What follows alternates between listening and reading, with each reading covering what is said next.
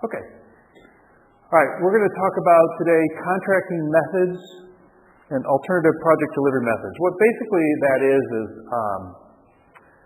so the AIA we've talked about, and we're going to go over, after break, we'll go over the A201.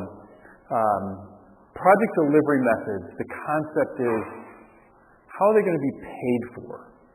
And how are the teams set up? So you can have like a lump sum contract where a lot of times I give you the example, the contractor's going to build that house for you for $1 million. Or another one concept is the cost of the work. The contractor is going to bill you for every receipt or invoice they get from a subcontractor. They're going to take that actual invoice and they're going to show it to you, and then they're going to charge a markup or a percentage for their overhead and profit. So that's a cost plus agreement. So that's one model of how they contract with you. And different projects call for different types of delivery models as far as payment. And I'll explain a little bit about that when we get into it. And then the alternate project delivery methods, most of the class I've talked about is the traditional triangle, the owner on the top and the architect and the contractor. But there may be different setups of how those people or how those entities connect. Maybe it's a design build where instead of a triangle, it's a straight line and the architect and the contractor are one entity. Or maybe the contractor has various levels called a multi-prime. And so, again, there are various reasons of why you want to do one methodology over another. Sometimes it has to do with speed, so you can get the project done more quickly. Sometimes it has to do with cost. Sometimes it has to do with whether the owner is a conservative owner or a more risk taker. So it's a balance of risks and costs and timing and everything else. All of them are used. Traditionally, probably the lump sum is still probably the most common, but they're all used out there. And so as we go through the different slides, I'll give you examples of one versus the other. Okay. So again, there are many different types of contracts out there, different form contracts. In this class, we primarily cover the AIA, American Institute of Architect contracts, largely because that's what's going to be on your AREs. It's also because it's still the most popular set of contracts out there. But as far as just so you know going forward, and my recommendation, since you guys are architects, is to stay with your home base, stay with the AIA documents. They're written favorably for you, which would make sense since they're prepared by the AIA. But the other forms that are predominant and that are commonly used out there, what are called the consensus docs. And that's a set of forms, just like the AIA has forms, that are put together by the general contractors. And as you might imagine, they are more favorable to the general contractors. And so sometimes what will happen is an owner will communicate and they'll have a favorite general contractor before they go out and get a design professional. And so when the contracts are set up, they start with the consensus doc forms. Another set of forms are called the EJCDC. E stand for engineering. And those are like the AIA, but they're more for technical facilities where architecture, the design architecture element is less important and the engineering is more important. So you may see an EJCDC on, say, a design of a roadway or a bridge or maybe a factory that has the shell of the building is just a tilt-up and it's the guts that are inside. And so that's another set of forms you may see. And a third set of probably the most common, there's four that are IAA, EJCDC, the consensus doc. And the last one is called the DBIA, Design Build Institute of America. And those are specifically tailored for when the project is going to be done on what's called a design build basis. And I'll talk about a little bit more about the design build basis second half of today's lecture so you can understand how those work. And I'll address a little bit more about the DBIA documents there. But for here, we're going to talk about the AIA documents specifically and what they do and their forms of what they use to address the different type of contracting methods and project delivery. So first here, if you recall, I've said there's a series, and there's the A series, B series, C series, and G series. I don't know what happened to D and E and F. I'm not sure whatever happened to those, but they have the G series, so they skip over. We just did the B101, and that's the B series here, and those are all the forms under the B series are between the owner and the architect. And they're all different ones. There's the B101, the 102, 103, 104. There's all different versions of what the B series does. All of them are owner-architect agreements. Okay? Right now I'm working on a B series that is for a foreign country.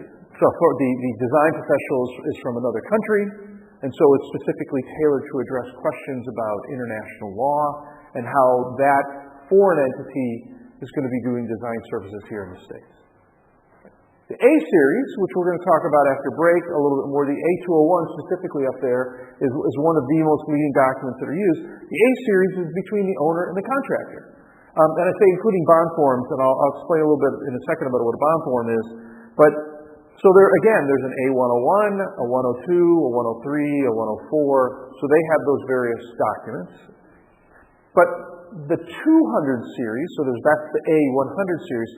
The 200 series, the A201 and related documents there, are what's called the general conditions. So if you want to think about how the AIA documents are put together, there's the 100 series, which are the business terms. 101, 102, 103, 104 is you're going to identify the parties, you're going to identify what the project is, describing it's going to be a toy factory, how many square feet, the location where it's going to be built, various scope, the program, how many offices, what's the warehouse facility like. That will be in the 100 series. There'll be the pricing, how much they're going to pay for it. That'll be in that. And then there'll be discussions about when payment will occur, how often on a monthly basis. So it's going to be the business terms, the dollars and cents of it. That's in the 100 series. The 200 series is specifically the biggest one, the most commonly used. The A201, the 200 series, talks about the general conditions. The general conditions, for lack of better descriptions, or what I always call it, are like the rules to playing Monopoly. When you go and play a game, a board game, you read about, okay, if you're on this square, do not pass go, do not collect $200. Go directly to jail. Get a card from Community Chess. Those are instructions of how the game is played. And that's what you want to think about the general conditions. The general conditions don't talk about how much they're going to get paid. The general condition says the contractor is responsible for preparing these types of documents. The contractor is responsible for means, methods, and sequence. The contractor must not do things with hazardous materials. It's the rules of how the contractor is going to build the project. And so that's in the 200 series. And the reason why in this class we only go over the A201 is because those are where all the issues, not all, but the majority of issues that come up when there's disputes on a project, it comes up and you need to interpret what the language of the A201 says.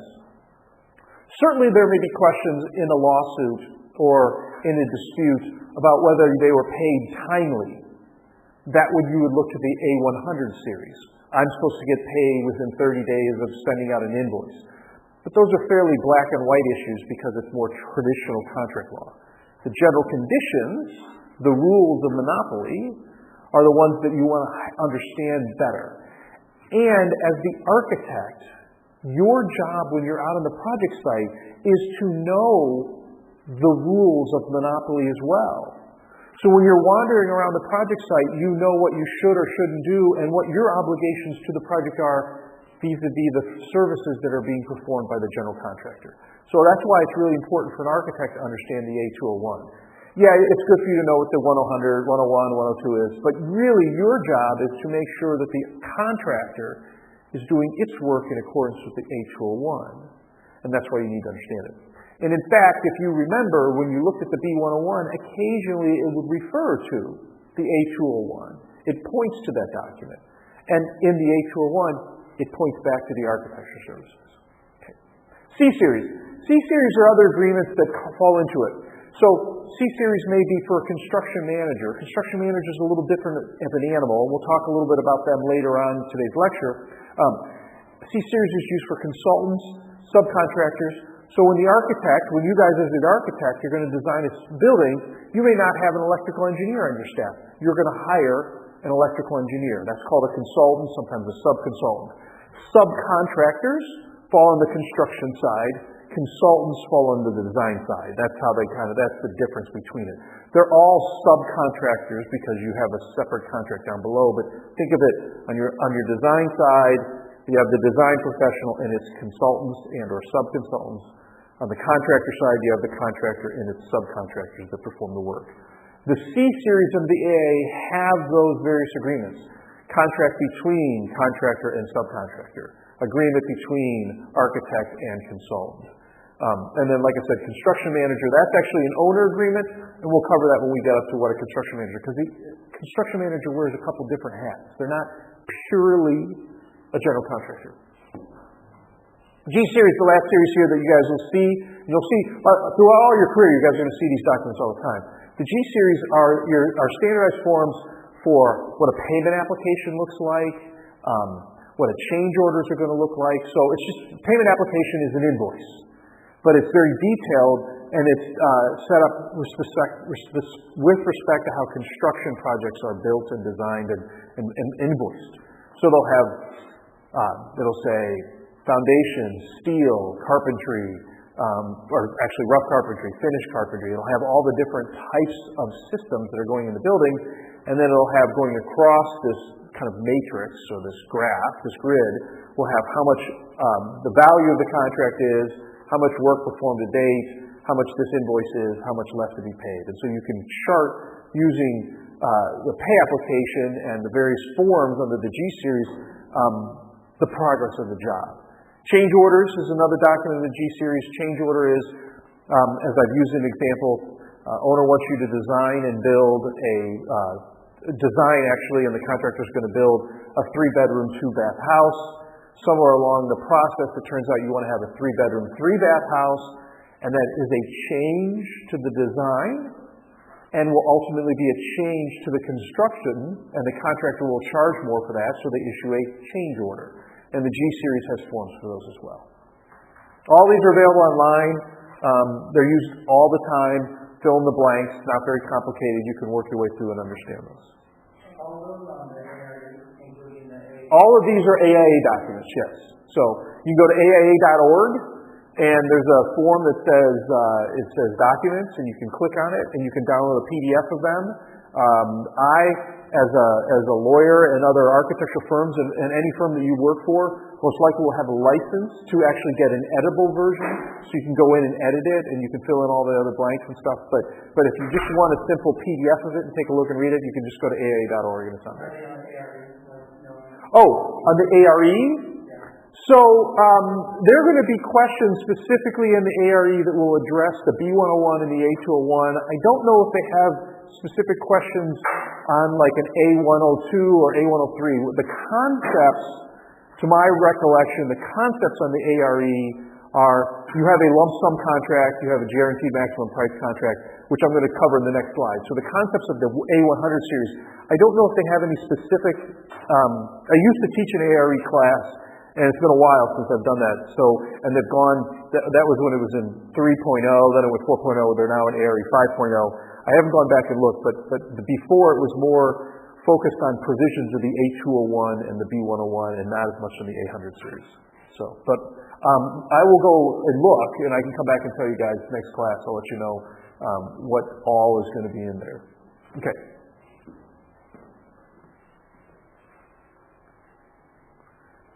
Okay, so we're now here. I'm just going to go only through the A100 series, just so you know the types of forms, and this is how the projects are going to be paid for. And it doesn't have to necessarily down here. There's one more thing on design build, but this is how the projects are set up. And you want to think about when you're in the 100 series on the business terms, how are you going to get paid for? So the first one, the A101, standard form, most common. That's why it's the 101. Standard form agreement based on a stipulated sum, or sometimes called lump sum agreement. Contractor gets the drawings from the architect and says, I will build this project for X. There's no questions about what it is. I'm just going to do it for $1 million. I'm going to do it for $5 million, whatever that price is. Now, the contractor will create a document called a schedule of values, which will have all those various line items for carpentry and electrical and plumbing and foundation and all those various types of different systems that are going in the building. And each one of those line items will have a dollar figure. You do that to figure out, as the project is progressing, when the contractor comes to you with their first invoice, let's say that the foundation work, the excavation work, had a line item of $100,000. I'm going to spend $100,000 to dig the hole. And the foundation work, when they pour the foundation, has another $100,000 line item on this schedule of values. Under a lump sum contract, what's going to happen when that invoice comes in is they're going to put, I'm 30% finished with excavation and foundation. So you'll see the $100,000 and you'll see $30,000 on each line item. It has nothing to do with whether the contractor has paid its excavator $30,000 or not. It has nothing to do whether it's paid its concrete guy $30,000 or not. It's a percentage basis, and in a lump sum contract, the owner does not see any of the invoices. The contractor comes in and says, I'm going to build your house for $2 million. Here are the various line items, and every month I'm going to give you a bill on an application for payment based on a percent complete. And when we get to the end, I will be 100% of $2 million. I'm going to keep all of my invoices to myself. And so if the contractor that says they're 30% finished has only paid the excavator $15,000, you still owe $30,000 because that's how it's set up. So the difference between what happens in a lump sum contract is you never see the profit that the contractor can make. Now, sometimes that's okay, because sometimes the reason why you want to do that in a lump sum is you don't have time, nor do you have the staff or the resources to go through every single pay application. If you're on a complex project, and I do a lot of complex projects, a pay application may be 3 or 4 inches thick with all the invoices and backup from every single one of the subcontractors doing work. The amount of time to take to go through and make sure all those things were properly invoiced and paid and everything else, and then brought up into the front page pay application line item is tremendous. And you have to hire someone. You have to have your in-house accounting team, or you have to hire an owner's rep or something. And so often, you're going to want to do a lump sum project. My home renovation, my kitchen, my 100 square foot kitchen addition was a lump sum contract. Now, I had him give me all the invoices anyway because I wanted to see them, but it didn't matter. It was just a lump sum contract. It's a lot less brain damage. You don't have to worry about it. Now, there has to be a certain value of trust that goes between the owner and the contractor, but that's the reason why. It's a simpler, more straight-up process. I've seen your drawings. I'm going to do the project for $2 million. Do you agree with that? And you can still have other contractors bid on it. So the same set of drawings goes to 3 contractors, and one comes in at $2 million, one comes in at 1.9, the other one comes in at $2 million.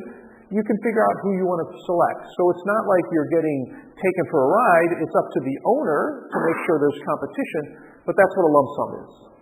Okay. Yeah. Is the contractor locked into their initial bid? Like, if you agree on $2 million Yes. before they start? That's a great question.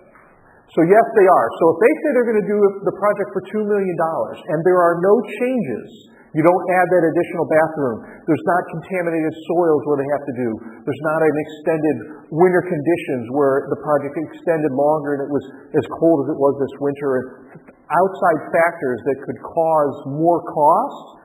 If the project goes as planned, and they said they would do it for $2 million, and the contractor actually spends $2.2 million, you only pay $2 million. You've both agreed to this lump sum project.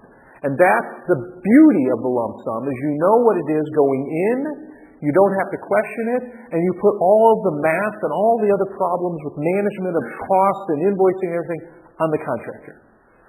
The other side is you never know how much profit they're making off of you, so you have to balance that. Okay, second one, the A102. That's a standard form of agreement based on the cost of work plus a fee with a guaranteed maximum price. So this is the situation where I said you get that pay-up and it's 2 or 3 inches thick. What this is when you say cost of the work, and you can see it's capitalized here. Again, it's a defined term, and we had that in the B101, what the cost of the work was.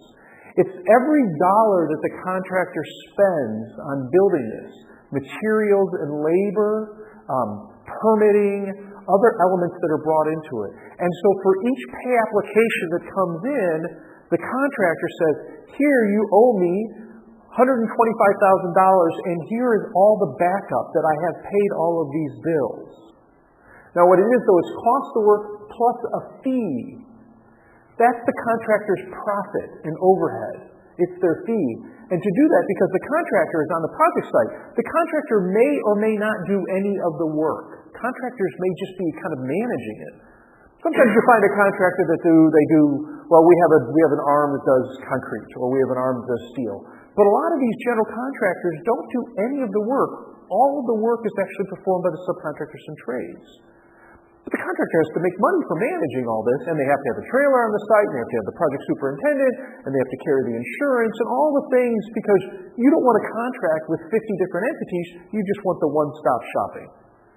So that's where the contractor's fee comes in. And a fee is negotiated.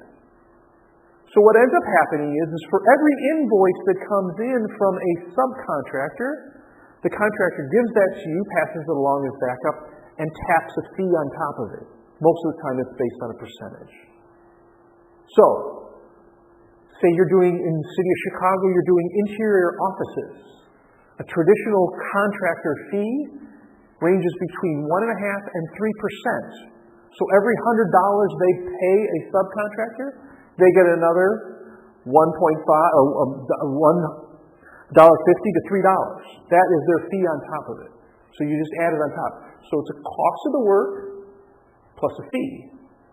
Now, that's the same thing as the 103. A102, 103, both of them are cost of work plus a fee. The difference is the 102 is called with a guaranteed maximum price, and 103 is without a guaranteed maximum price. What's the guaranteed maximum price? Well, if you take the 103, if I come to you and you send me, you're the homeowner, and you say, Mr. Hanahan, I know you're a construction firm, here are the drawings for my house, can you build this house for me? And I look at it and I'm like, yeah, I can build this for you. I'll do it as a cost of the work plus a fee, no guaranteed maximum price. That means for every dollar I spend, and going to your question, am I locked into the $2 million? No. If I spend $2.2 million, I get $2 million plus my fee. If I spend $3 million, you keep paying me. There is no end in sight. So the contractor has less motivation, in my opinion, under the 103 to tighten the belt, to make sure they're doing things economically and for the benefit of the owner. Now, there are some projects under the 103 that actually make more sense, higher risk and everything else, but there's no cap. There's no ceiling. The lump sum, you know the ceiling, $2 million. 103 without a guaranteed maximum price, no ceiling whatsoever. So it's a risk. The risk is shifted from the contractor to the owner. And you have to make sure the contractor properly manages his time. So the middle ground is this 102, which is very common. This is the same concept, but it has a guaranteed maximum price. So the contractor comes to me and he says, I will build your house for cost of the work plus a fee of $2.1 million. I think I can get it done for less. And that's why you should go with me. But I promise I will never go over $2.1 million. And so you have that benefit of knowing it might come in at $1.8 million. Because the contractors tighten their belt and they've done what they were supposed to do and it's value engineering or whatever it is. And so you're only going to pay $1.8 million, but you know it'll never go over 2.1. And so what happens often between this lump sum and the GMP, they call this the GMP, guaranteed maximum price, between a lump sum and a GMP is often, if you set it out to bid and you say, I want you three to bid me this is a lump sum, and you three to bid me this is a GMP, often the GMP is going to come in slightly higher than the lump sum. But you have the chance of the final project price coming in lower. With the lump sum, you have no idea what profit and what extra cost the contractor's making off of you, because you don't see any of that. With the GMP, you see every invoice. You know its exact profit because that's what the fee is. They have to tell you what that profit is. And so it's kind of the best of both worlds. So I would tell my clients, as kind of a general rule of thumb, if you're going to be doing a project that's a couple $100,000 or maybe under $1 million, you don't want to do cost of the work with no GMP.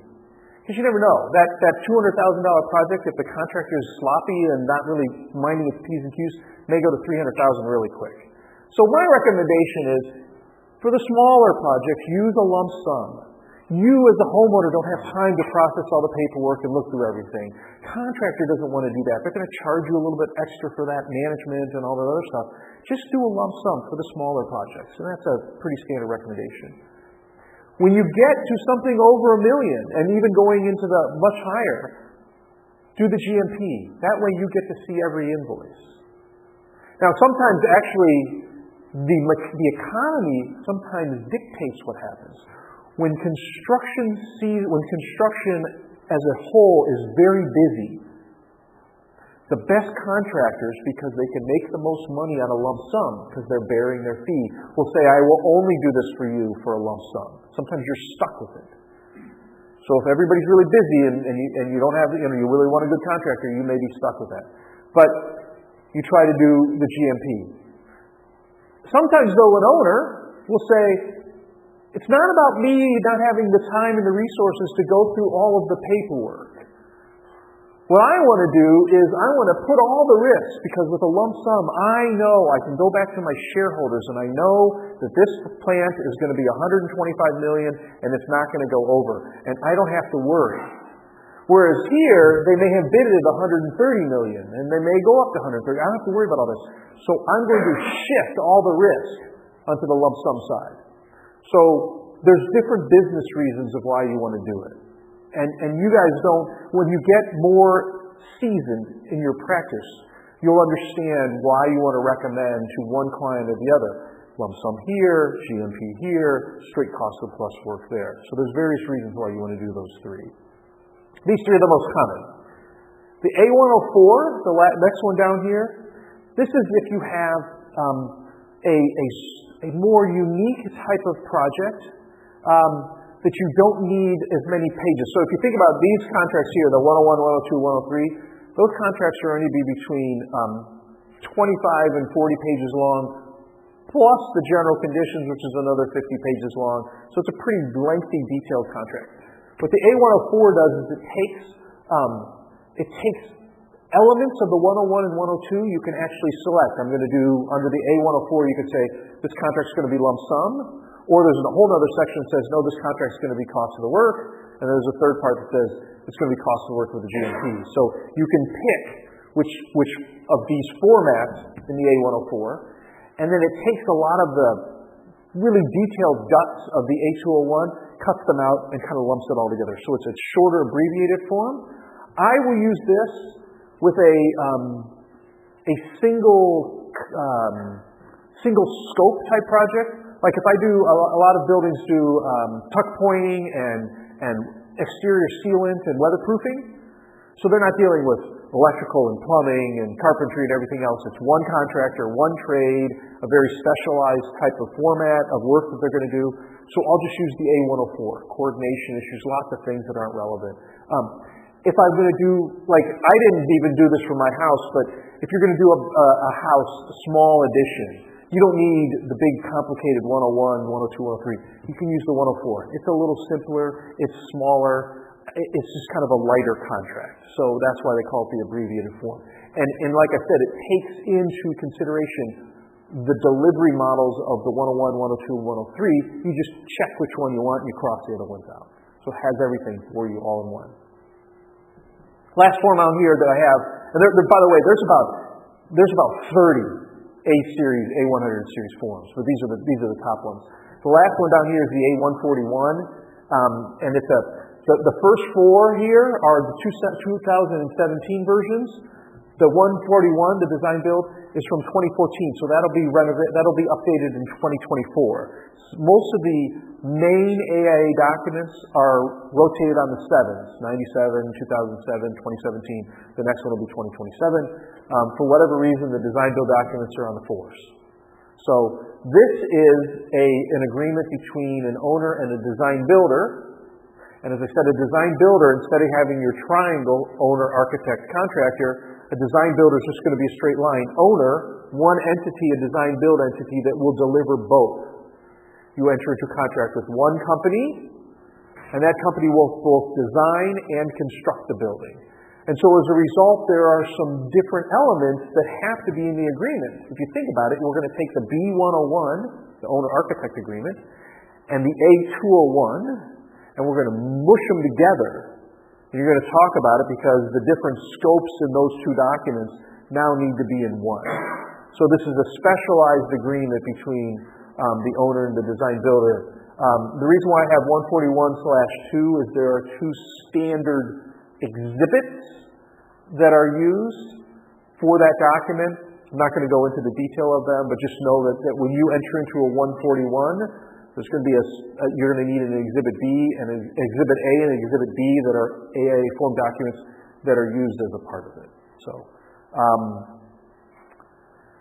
I would say that while design build is a very popular method, there are better design build agreements than the AIA A141. The DBIA has a really nice set.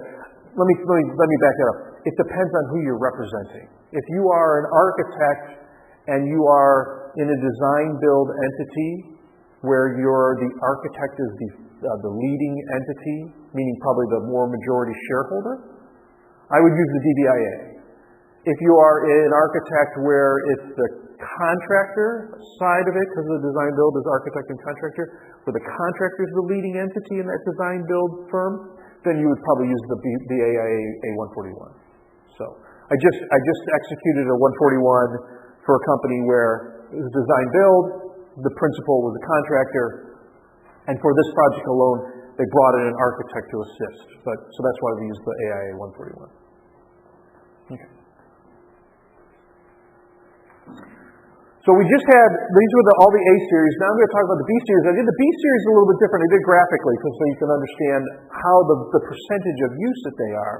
So we just did, if you remember, we did the B101. And so if you take a look at this chart here, on the bottom are if you have small projects, anywhere between $1,000 and $5,000, $20,000, $100,000, somewhere in this range. Large projects, the ones that are, in the millions, tens and hundreds of millions on top. And what you're going to look at here is, if you can see this big square kind of going around here, the B101 goes all the way down into small projects and goes all the way up into the large projects. The B101 is the most widely used and most flexible of all of the documents. That's why it's used the most. It has by far the largest square. Okay? Now, the B105, that's the one you use for your kitchen renovation. Simple. Architect's going to do these designs, very simple, not very complex. It just has some conditions. It doesn't have a lot of walking on the project site. It doesn't have a lot of coordination. Payment issues are pretty straightforward. So the B105, very straightforward and simple. I will tell you this.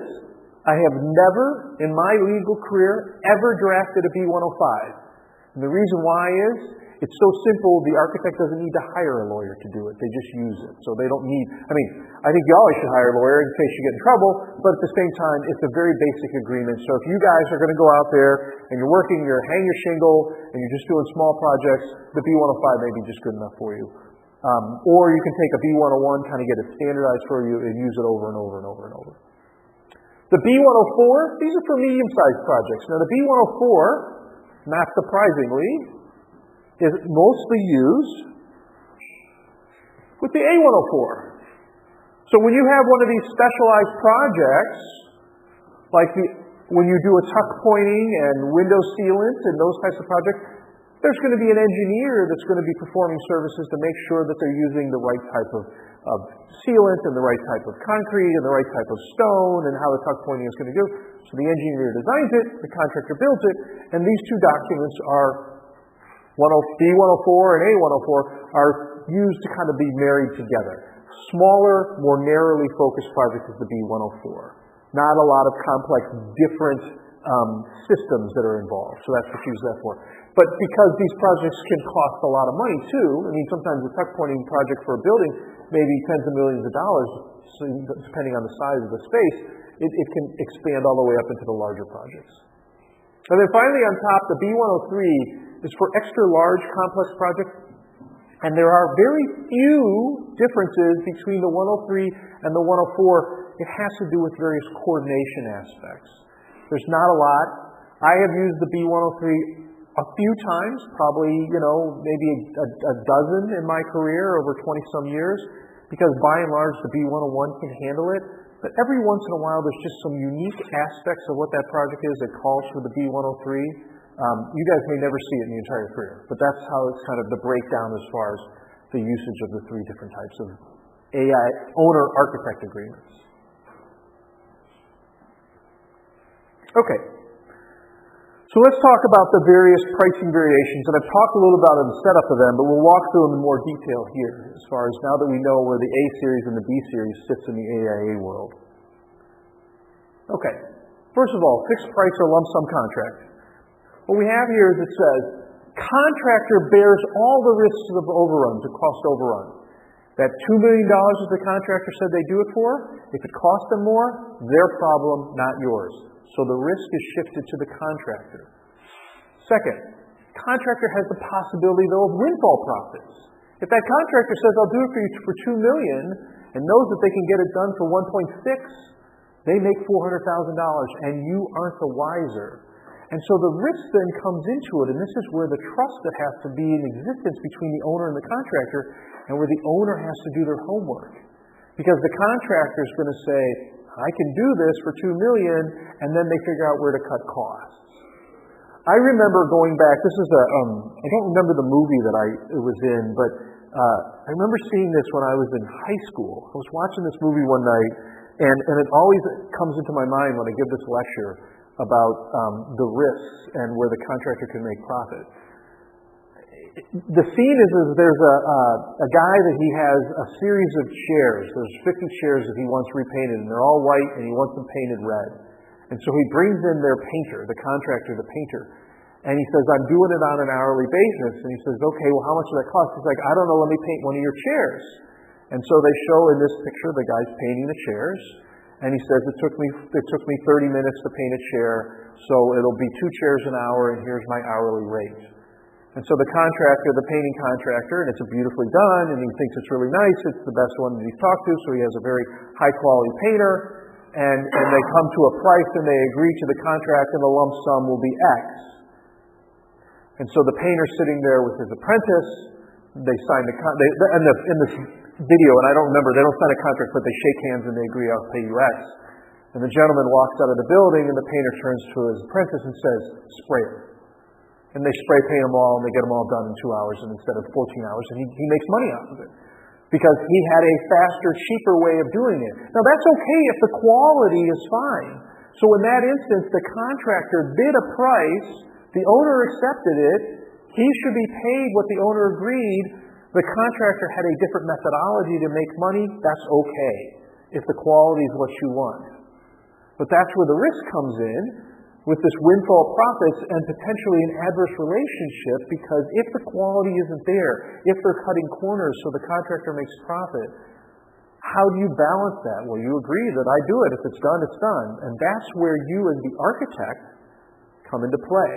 When you're walking around the project site, you guys are looking at quality control to make sure that what the contractor is delivering is what you envisioned and what is on the drawings.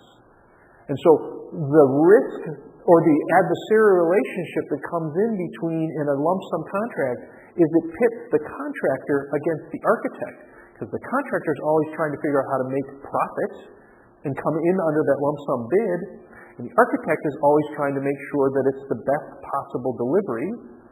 because he or she is helping to represent the owner. And so there's this fight, this adversary that comes between the contractor and the architect, and it bubbles up between the owner and the architect and the owner and the contractor. So lump sum shifts the risk to the contractor.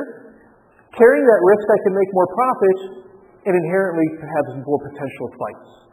You will find more disputes in litigation and construction industry under lump sum contracts than you will have in any other one. Because of that, I can't see behind the curtain.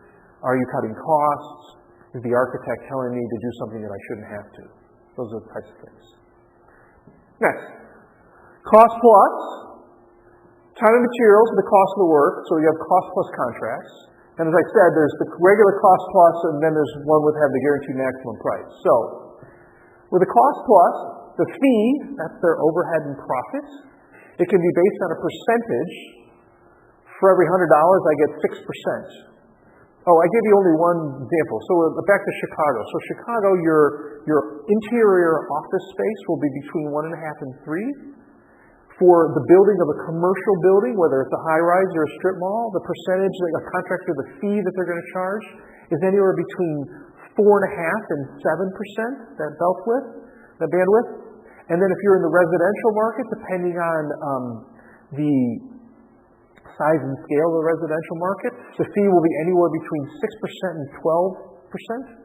And so sometimes if you have like a big project, let's say you're working on a high-end, high dollar value project that's maybe say $10 million house, well the fee's going to be closer to that 6, 7, 8% because that's such a volume. But at the flip side, if it's high detail, they may get to closer to 8 or 10. So the residential, you want to have more attention by the contractor. So interior, commercial, 1.5 to 3. Commercial in general, the fee for contractor is 4.5 to 7, and then residential 6 to 12. Okay. So it can be a percentage. It could be a fixed sum. I'm going to build this $2 million house for you, and my general conditions and my fee for this project is going to be a set fee. It's not based on a percentage. So if the project comes in at $1.8 million, I still make the set fee. If the project comes in at $2.2 million, I still make the same fee. So sometimes you can have a fixed sum for the fee, or you can have a combination of a formula. I'll have a fixed sum till this point, and then after that I get more on top of it. All different models of how they can do a fee. So it's cost of the work plus a fee. The problem with the cost plus, straight out, it's difficult for the owner to control costs. You never know if they're going to hit that $2 million cap unless you have this guaranteed maximum price. So you solve your cost control problems with saying I want a GMP. And that's the methodology between the 101 and the 102. Shared savings. So here's another thing. This is an incentivizer for the contractor. So owner comes to contractor and says, can you do this as a cost plus for a GMP? And the contractor says, you know, I don't like, there's some risks in this project. There's some interesting things. I don't know about the soils. There's some problems here. I feel I'm hesitant to give you a guaranteed maximum price. I just think it needs to be open-ended lump sum, or open-ended cost plus. And the owner says, okay, look, but I need to control my costs. So I want to do a GMP. How do we come to a solution to that? What's the incentive? Because the contractor's like, well, what's the incentive of me taking the risk? Because I have a cap. Like, I can't go over the cap. I'm not allowed. Once I get to the cap, then it's just like a lump sum of contract. And the owner says, well, how about this? For every dollar you come in under your bid, we'll split that dollar. It'll be free money for you. We'll share your savings. So, contractor's like, okay, I'm going to bid this project and it'll be $10 million. I can build this project for you for $10 million. If it costs the contractor 10.1, you still only pay him $10 million because that's the guaranteed cap. But if the project comes in at $9 million and there's $1 million savings, a very common shared savings percentage is 25%, 75%. So if the project comes in at $9 million, you pay the contractor the $9 million and then you give them a check for $250,000, 25% of that savings for free. You did such a good job in managing costs and keeping under and saving me money, and you never got to your cap of $10 million, I'm going to give you a bonus. we are going to share in the savings. This creates teamwork between the owner and the contractor. The owner is incentivized to save money for the owner because it makes free money. The parties work together in conjunction when you have a shared savings clause. So you say to them, yes, I'm putting some risk on you because you got a cap, but I'm going to give you a carrot as well. And the carrot is a shared savings. It's a pretty nice deal. Very, very common to see in a GMP contract, a shared savings provision. You don't see shared savings in lump sum because they get all their share. With a lump sum, they get 100% of their savings. It's all profit for them. And with a cost plus, since it's open-ended, there's no savings because you're picking it up as the owner. Change orders. So I talked about a change order is physically, we've gone from a 3-bedroom, 2-bath house to a 3-bedroom, 3-bath house. So you have to change the design and you have to change the construction. Those change orders will have a cost associated with them. And there's a value to that cost as it affects the contract. So let's take the $2 million house situation. So it was for $2 million, it better be more than a 3-bedroom, 2-bath house. So let's say in a $2 million house, it was a 5-bedroom, 4-bath house, okay? Contractor says, I'm going to do it at a GMP for $2 million. The 5-bedroom, 4-bathroom house. And somewhere along the way, the owner requests to make it a 5-bedroom, 5-bath house. Contractor looks at the new drawings from the architect and says, to add that 5th bathroom, it's going to be another $100,000. So the GMP goes from $2 million to $2.1 million. But if the contractor still brings it in at $1.9 million, now we have a shared savings of $1.1 million. So even though there's a truly $100,000 add for this bathroom of actual cost, they still could bring it in under the GMP. So all it does is it changes the cap. A change order on a lump sum contract only affects the cap because you're really just, whatever it costs to build is what it costs to build. A lot of people get really confused when you talk to them about this concept. You're like, well, is this going to cost me more than $100,000 more? And I'm like, well, yes, it will because it's just the cost. But that doesn't mean they're going to go over the cap because the cap already goes up. If you add anything, the cap goes up, but they still could come in under the cap. Does that make sense? Because the cap is, I'm never going to spend more than this. You can always spend less. The cap will be adjusted, yes, because it's a change. Because when they bid the project, it was 5-bedroom, 4-bath. And I said I could do it for $2 million. Now you're telling me to build a 5-bedroom, 5-bath. Well, that's $2.1 million, so you adjust the cap. But I, as the contractor, is still going to work my tail off to come in under that so I can make my extra 25% free bonus money. So it's nice. It keeps the parties on a fair and equal basis. The contractor doesn't feel like, oh, well, you added a bathroom, but my $2 million stays $2 million. That's not fair. The owner says, okay, you added $100,000, but if you can build that bathroom for only $60,000, you get 25% of that $40,000 savings. So even in a change order where it increases the cap, there still creates that incentive as a partnership to build the project as to save money on the project. You never want a cheap project. No owner wants a cheap project. They just want it to be cost savings. One other type of project or construction pricing model is what's called unit price. Unit price you're going to see in concrete work, you're going to see in roadway work, you're going to see in excavation work. For every cubic yard of concrete that I pour, you pay me X dollars per cubic yard. It's a very basic formula. For plumbing, for every linear foot of copper piping that I put in, you pay me this price. And built into that unit price is the value of the materials plus the labor to install it. So I do work every once in a while. I've done some contracts with IDOT, roadway contracts.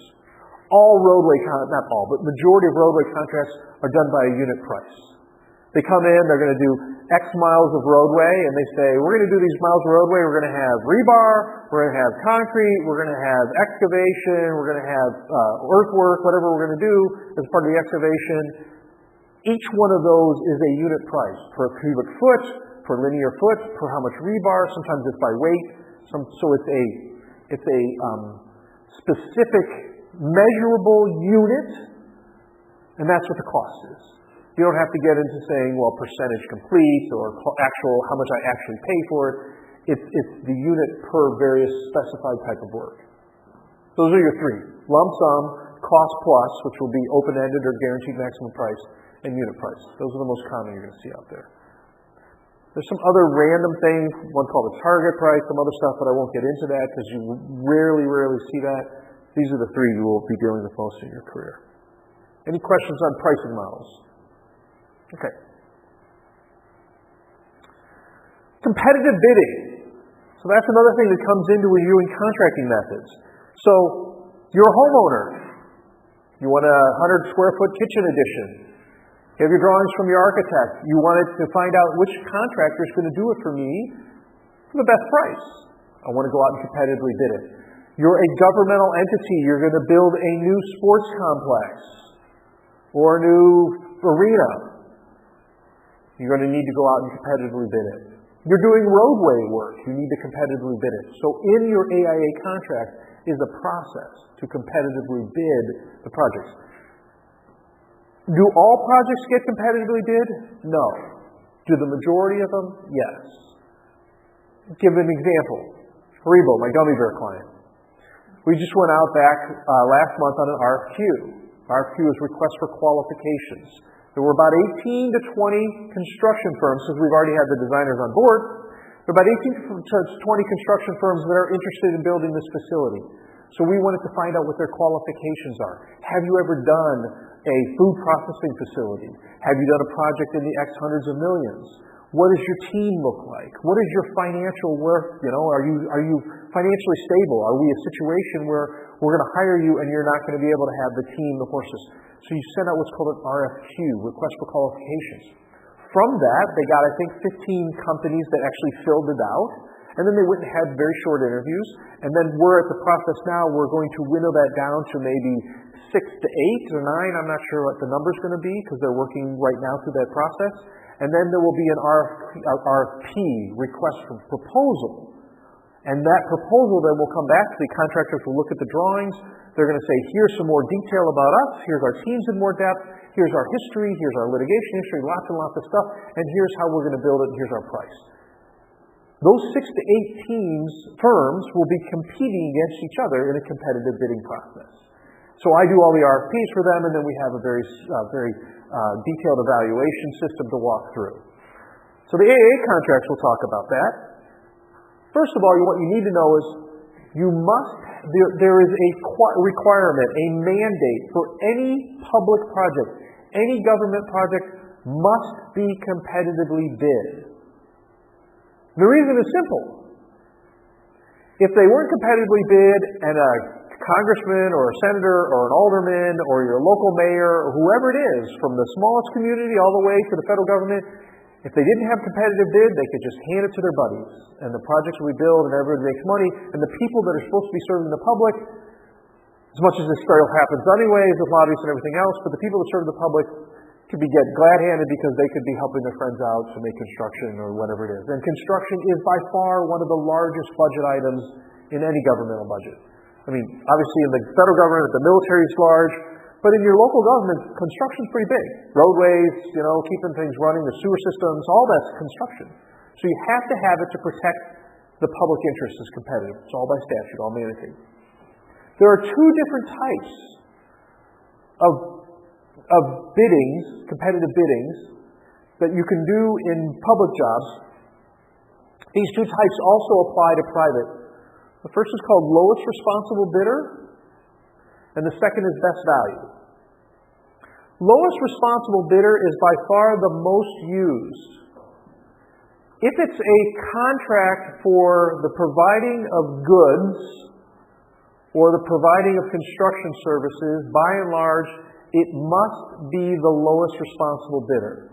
And what does that mean? That means when you open up the 10 bids and you open the envelopes, the lowest price wins so long as that entity is responsible, meaning They filled out the forms correctly, and they are the type of firm that does this work. So if you're doing a road, and the IDOT goes out and says we're doing this stretch of the highway from mile marker 15 to mile marker 32, and they get in 5 bids from roadway contractors, and each of those 5 entities have filled the forms out properly, and they've all built roads before, and so they're responsible and responsive. When they open the bids, the lowest bid wins. There's no question. There's no evaluation. There's no machination. Low bid wins. That's traditional common. Best value is when you bring in often a service, a professional service. So for design build. So like the project I'm working on a project out in New York State. It's a $700 million medical facility, like a research lab, series of labs. That project is going to be design build. And because the design entity, the professional, comes into aesthetics and creativity and elements like that, the owner is not mandated, the owner being the New York State government, is not mandated to take the lowest bid. They take the bid that delivers the best value because design and creativity are relevant in how the facility will work. So when you do design build, let's say you get 5 bids, you don't have to take the lowest. You can take the second or the third. You can take whichever bid you want, but you have to have a very robust process of how you evaluate that. And it's by percentages and there's a whole bunch of stuff that goes into how you actually score to get the best value. Best value bidding in the government has not been around for a long time, maybe 20, 30 years. With the advent of design build, it's becoming more common, obviously, because what you don't want is to bring in the lowest bid and this crappy contractor, and you have a crappy road, or not a road, but a crappy facility. You know, the governmental office building that doesn't work, or what have you. So the design build methodology is something that the governments have recognized are good. But as I said, both lowest responsible and best value are also used often in the private market too. That's exactly what we're going to be doing. The best value method we're going to be using for Haribo.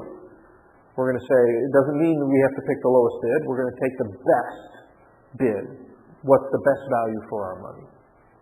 So do they have any sort of design in place before bidding out to design build? That's a great question. So the question is, will there be any designs in place before? So the answer is not always, but frequently. The concept is called, what they'll call bridging documents or a basis of design. So sometimes what's going to happen, so I worked with McCormick Place on the new hotel. They have a 1,200 some odd room hotel, and then they have the arena that they share with the DePaul. I don't know if anybody has seen that or familiar with it. I think it was Caesar Pelli did the DePaul arena, DePaul and McCormick Place. It's a 10,000 seat arena and everything else. So for both of those, they were the McCormick Place, the MPEA, actually it's Metropolitan Pier and Exposition Authority is the true entity. They retained design consultants to put together what they wanted and had layouts of what the hotel would look like. It wasn't all the architecture, but they said we need, and it wasn't simply a program. There were some graphic designs and everything else. And so that was presented to the design build entities so they could actually bid the price and figure out, well, then from there we're going to make the design and the architecture ours. It'll be more creative. But they were given a roadmap, like I said, bridging documents. I would put them at almost pre-schematic. If you think about schematic, design, development, everything, it's an idea. We did the same thing for Navy Pier. I've done that thing. What did I do? I'm trying to remember another project we did. Oh, well, actually for this New York medical facility, the research facility. And that's, by the way, that's the one I keep telling you I can't tell you. The government just announced. So it's now in public. It's the Dormitory Authority of the State of New York, which actually mostly builds college campuses. They're taking 5 major medical research facilities across the state, combining it into one. It's going to be in the Albany, where the government is located. It's going to be a multi-complex, $700 million facility. And so for that, they hired a company to prepare what they're calling, instead of bridging documents, they call the basis of design. It's a 600-page document, and it says, okay, you're going to have this many labs, you're going to have this many clean rooms, you're going to have this many research facility rooms, this many offices, and then if it's a lab, like they have a nuclear lab, it'll have pages and pages of specifications of the nuclear lab must conform to these specs. The clean rooms must have this much of the air quality in that. The various elements that are what they call in the basis of design, but there's no graphics. It's just all a codes book.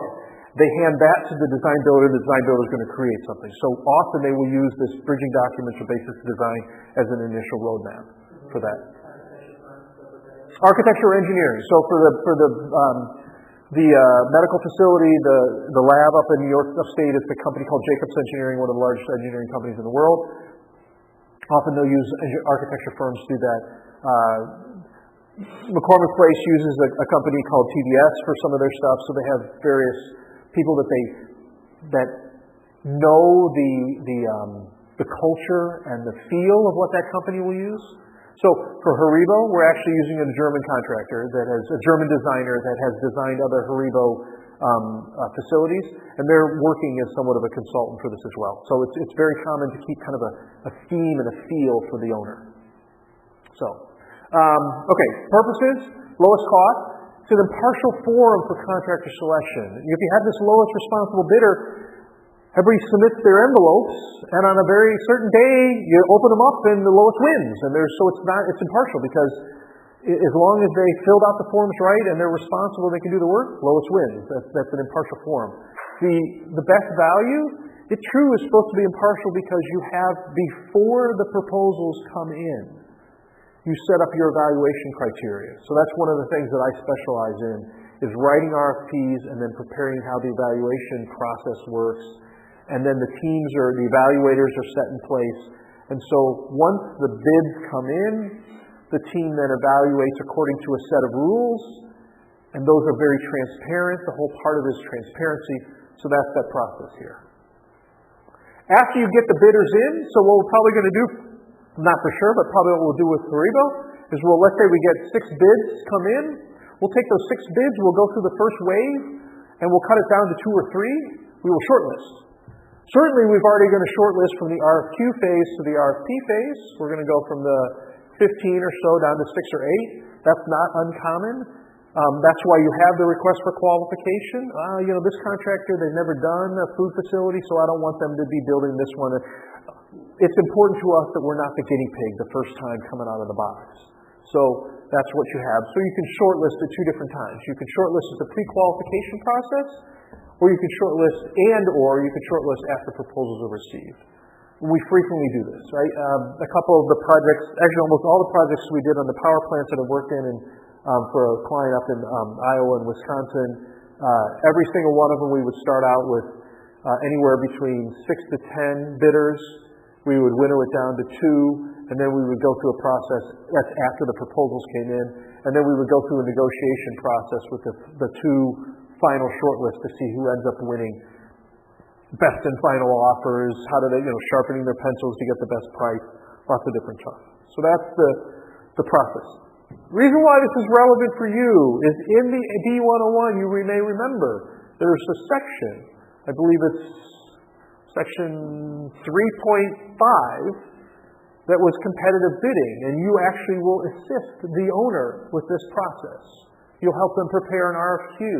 You'll help them prepare an RFP. We actually had the architect for the Haribo facility prepared the first draft of the RFQ, and then I rewrote it, and then we fixed it, and then we sent it out. But you guys will be a part of that process. Okay?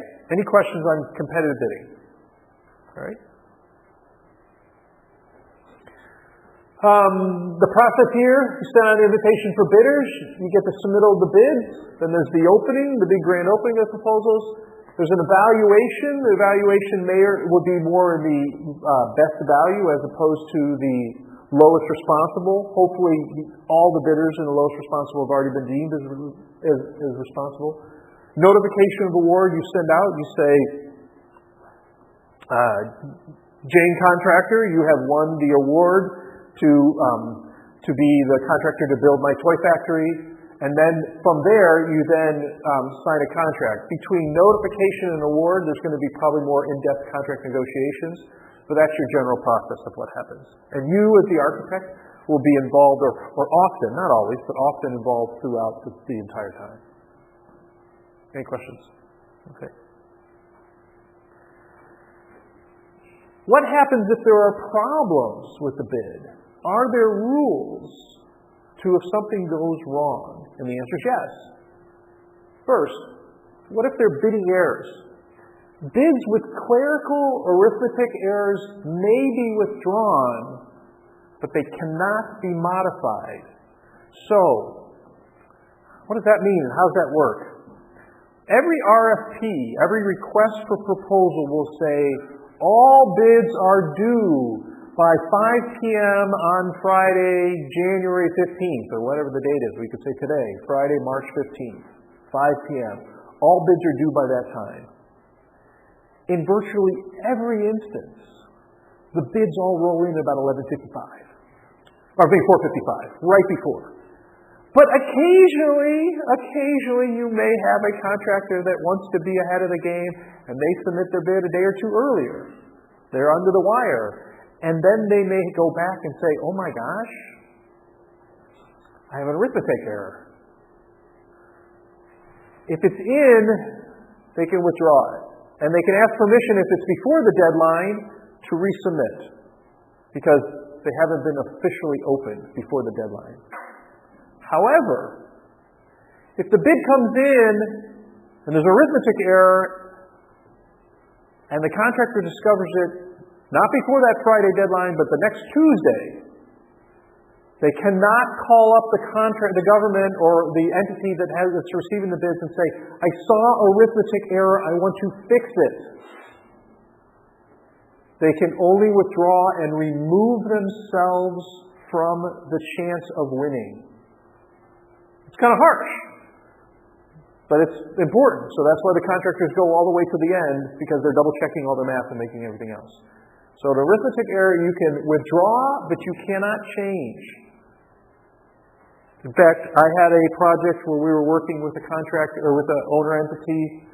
It was a very high-profile project. We saw that there was a clear arithmetic error in their bid. It was just glaring. And we had to notify them, and they wanted to change it. And my client wanted to let them change it. And I told them they can't. They said, why not? And I said, because the entity that is going to get second, because they wanted to award it to this contractor. I said, the entity that's going to get second is going to find out, and they're going to challenge you in a bid protest, and the law says you're not allowed to modify. Because if they're allowed to modify because they made an arithmetic error, why wouldn't somebody else call to say, oh, I did a math error. Mine's a little bit cheaper. So you have to draw a line. And I said, you can give them one or two choices. Or you have one or two choices. Choice A is you call them up and tell them they're stuck with it or they withdraw. That's choice A. Give them the choice. But they cannot change it. Or choice B is you guys can withdraw the entire RFP and cancel it entirely and reissue it and get all new bids. If you really want to give them a chance to really win it on the merits, then you got to kick everybody out and start all over. And they opted for the latter. They restarted it. It was a cost and took time and everything else, but they wanted everybody to have a fair shot. So, math errors, withdraw, but can't modify. Bids with judgment errors.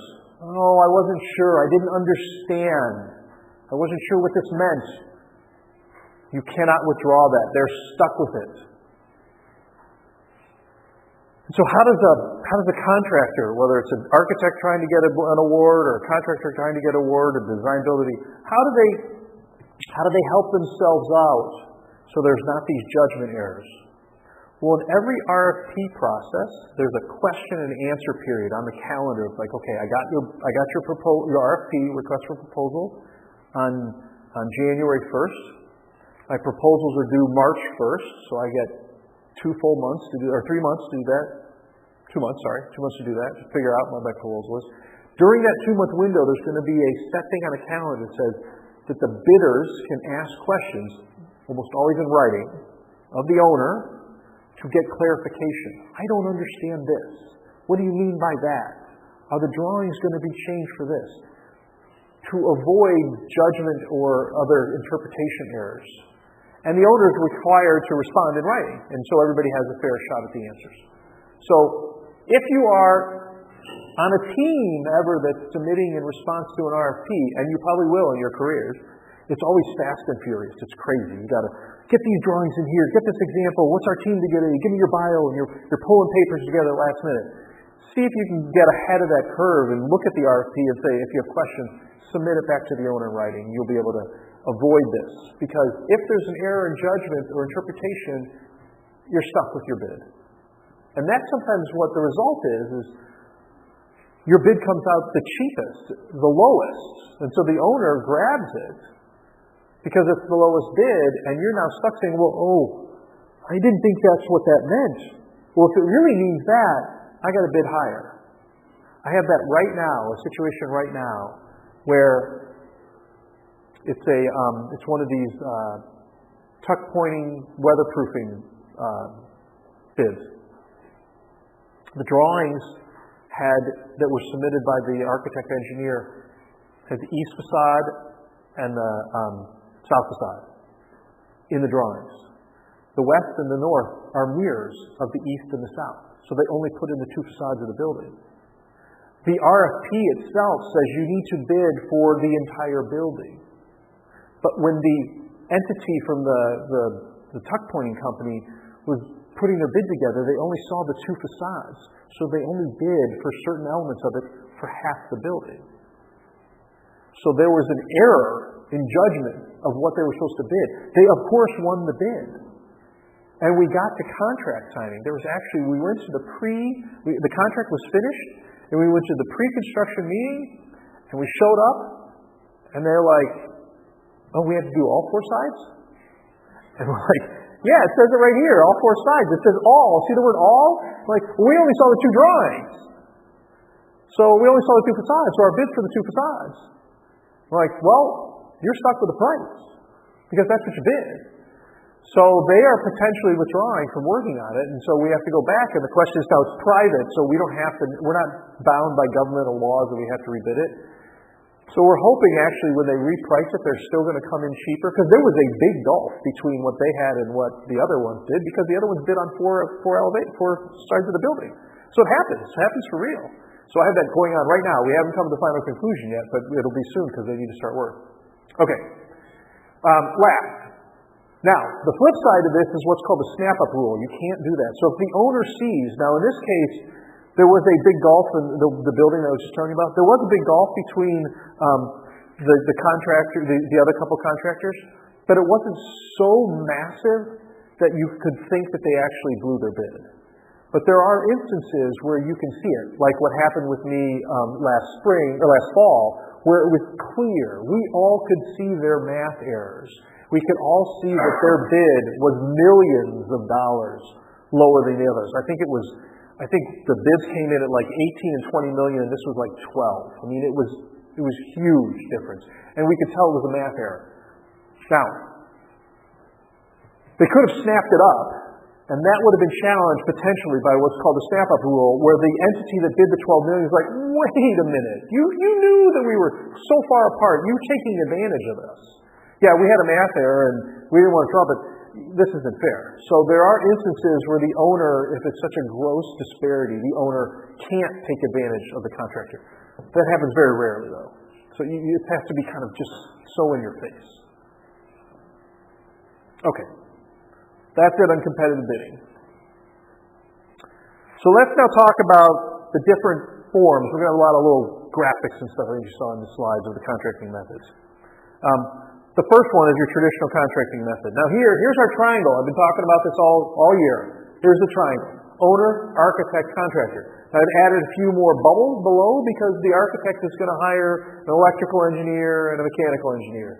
And the contractor is going to hire an electrician, a plumber, and the door supplier. That's what these are. That's what these bubbles are. There's your traditional model. You're going to see this all the time. As I've said many times, each one of these lines, these hard lines, represents contractual obligations. You can see there is no line between architect and contractor or between these people, the lower tiers. This has no contractual obligation. Everyone else does. Make sense? Okay. So what are the advantages of the traditional method, that's the triangle that we talked about? It's the most common, so the marketplace is very comfortable with it. Everybody knows the lanes they're going to be swimming in. They stay in their lanes. Plans are usually complete prior to bidding of final pricing. You normally use this traditional method because the architect has gotten the plans to 90, 100% complete. So the bidding is fair, everybody knows what it is. So that's a good thing. That's an advantage because you know what the pricing is going to be. And the architect remains independent. That's good for the architect. It's good for the owner.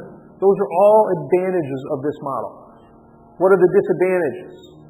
The disadvantage is there is very little to no input or communication between the contractor and the architect during the design phase. So as a result, the contractor comes in and is like, I build this stuff all the time. These crazy architects, they come up with these wacky angles and everything else.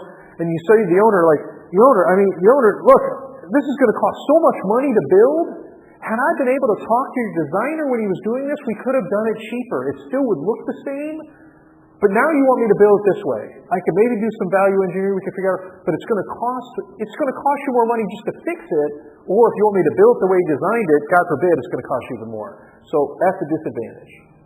Slower delivery time, because you're going to be doing traditional design, bid, build. So it's a very linear process. So from beginning, when you hire the architects, to end when you start making those toys, is a longer period of time in your traditional method. Adversarial relationship between the general contractor and the architect engineer. I talked a little bit about that before. So we have the lump sum pricing model creates an adversarial relationship.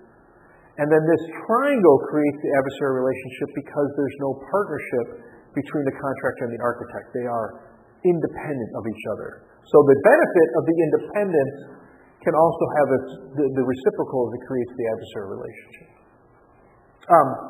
Another disadvantage, price competition, reduced profits, or render some projects unobtainable.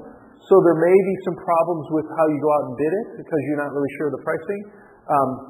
And then claims contractors and truth of bidding. Sometimes you're going to have a project where a claims contractor is a contractor that will always come in with the lowest bid. They know how to bid it, so it looks like they got everything covered. But they're really smart. And they say, this area of the drawing's a little shaky. This area of the program's a little questionable. And for every one of those spots, these contractors are really good at figuring out how to write a change order. This isn't exactly going to cost you more money. So a claims contractor, and I've had to litigate a lot of them, they start writing letters on day one. And they paper the file, and paper the file, and paper the file, and paper the file, and the price goes up and up and up and up and up. And so even though they came in at the low bid, they make more money on change orders. So that's something you got to be careful when you're dealing with this traditional separation between owner, architect, and contractor in the traditional model, the separation. And then the claims contractor also comes in truth in bidding. Is their bid really accurate? Or have they held back to get the lowest responsible bid, knowing that they're going to claim it out through change orders later? So those are some of the disadvantages. Next, developer as a prime model. So now we have developers all the time that are out there. And the developer has a situation like this, where you have an owner. The owner is a company that builds condos. And they're going to create a branch that is a developer. So it's the owner with the money. Okay, have you guys been reading in the paper like the Lincoln Yards? That's going to be up. Okay, that's huge in the paper right now, and it's just getting about ready to hopefully go through hopefully depending on what side you are on the coin, the last, I think it's got one last vote in the city council to go through.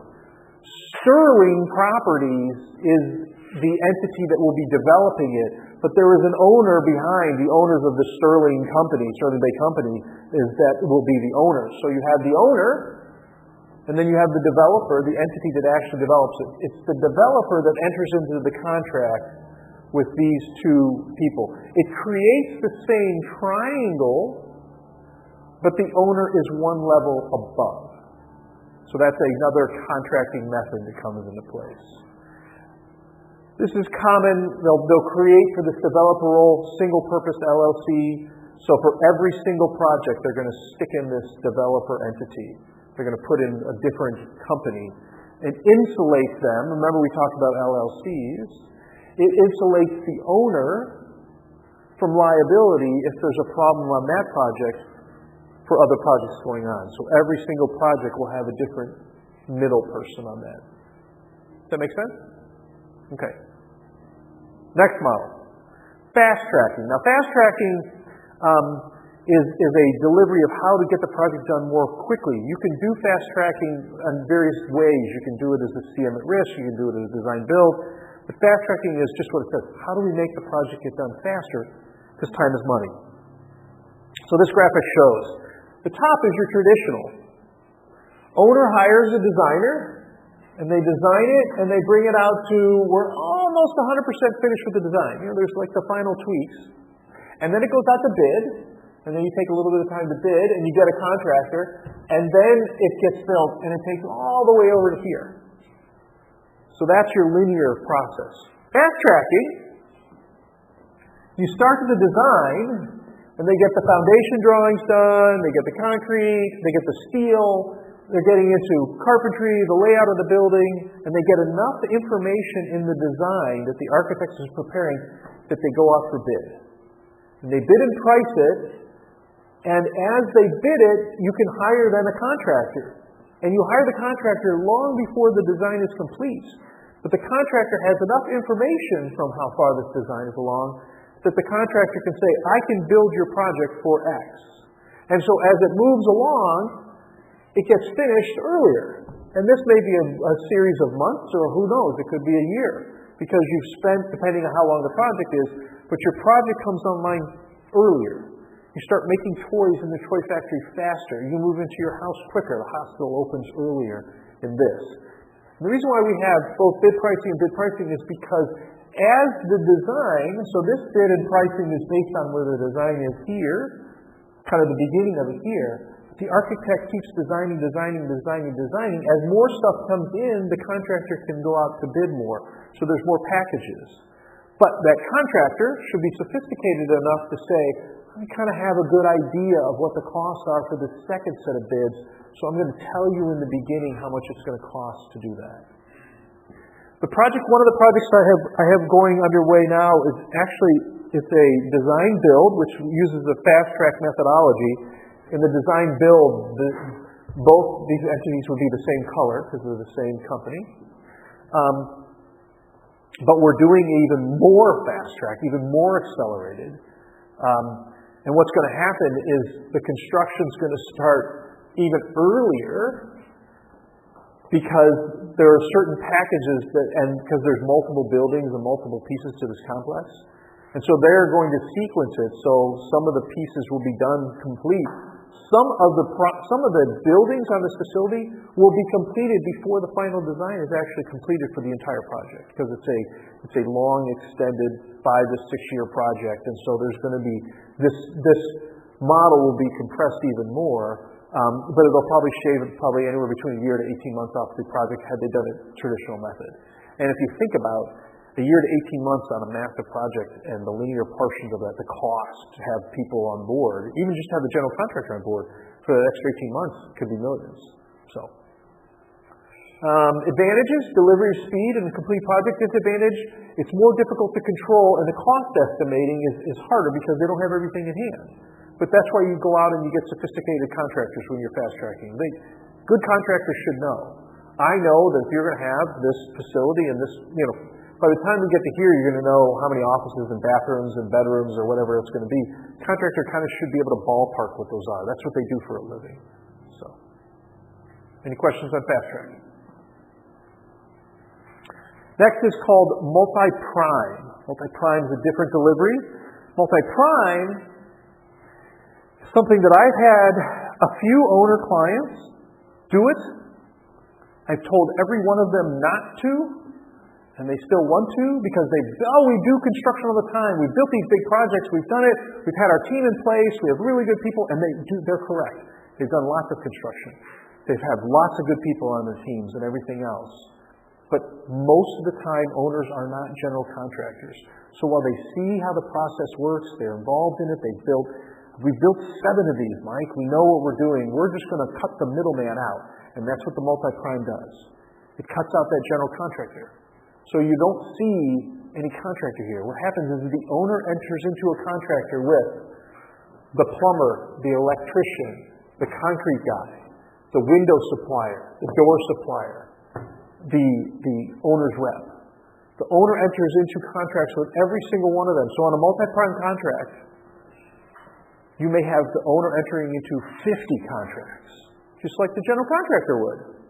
The owner is the general contractor in a multi-prime. The owner is responsible for coordinating everything. The owner is its own general. You guys ever heard of Bally Total Fitness? The health club facility? I don't even know if they're around anymore, but I represented them many, many years ago when they were like going gangbusters. They were building health club facilities like all over the country. It was amazing how many they were doing. And a lot of them they found themselves in like malls, like they would put them in a mall or in established, as opposed to a freestanding building. They didn't do a lot of freestanding. They took a lot of spaces where they would just plug in. And they had done, in 1 year, I think they did like 14. So that's a lot. And all over the country. And they came to me and they said, and they had a really good construction staff. And they had their architects. They had a set series of architects that they used over and over. There was like 5 of them across the country. And they were good. And so we were locked in with those. And they came to me and they're like, okay, they had one going out in Seattle. We're going to do this multi-prime. And I told them, don't do it multi-prime. I go, they're based out of here. They were right up by O'Hare with their offices. I don't do it multi-prime because do you know the market? Have you had people out there? Like, no, but we have a really good construction manager that works West Coast and everything else. And they multi-primed it and it was a mess.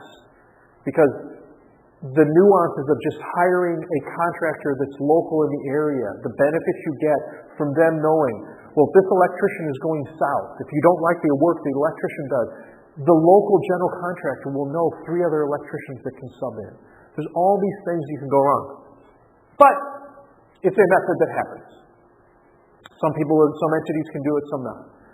So, there is no role for the general contractor. Owner carries all contractors directly. And there may be legal reasons for this contracting methodology. They may have both in-house legal issues. There are just various ones that come in. You don't need to worry about it, but there are sometimes reasons why an owner will want to do multi-prime, but I don't recommend it. Owners rarely are able to successfully manage and coordinate the project because that's not their business. They are not contractors. They are health companies. They are hospitals. They are whatever they are. They're drugstores. They're fast food restaurant chains. If you think about it, like Chick-fil-A are building all over the country. They're probably one of the fastest growing fast food restaurants right now. Theirs are pretty standardized boxes. They have the same set of designs and everything else. They don't multi-prime. They go out and hire a local general contractor to build the next Chick-fil-A. So, owners are responsible. They're liable for the management and coordination of the problems during the project. So if anything goes wrong, you can't point at somebody else. You carry that cost. And so it's time and management. So those are issues with multi-prime. Any questions on that? Next, construction manager. I've mentioned construction manager a couple times. I said we get to it and I'll explain to what it is. Think of a construction manager as a general contractor plus. Okay?